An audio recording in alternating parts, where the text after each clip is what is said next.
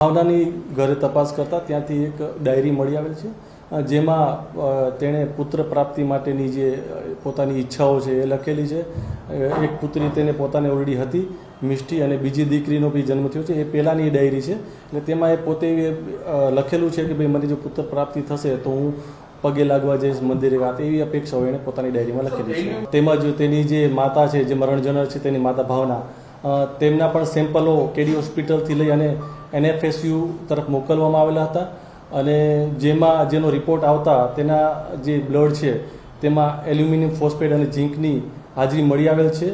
આ બાબતે જે કયા કારણોસર આની માત્રા વધારે છે તે બાબતે પણ ડૉક્ટરશ્રીનો અભિપ્રાય મેળવી અને આગળની તપાસ ચાલુમાં છે. આ કામે વિમલનું નિવેદન લેતા તેણે પોતાના નિવેદનમાં એવું જણાવેલું હતું કે તારીખ 27/3/2026ના રોજ જે ઘઉંમાં નાખવાની જે દવા આવે છે સેલ્ફોસ કરીને, એ રામનગર ખાતેથી લઈને આવેલો હતો, અને જે ઘઉં ઘરમાં નાખેલા હતા તેમાં એ દવાનો ઉપયોગ કરેલો હતો.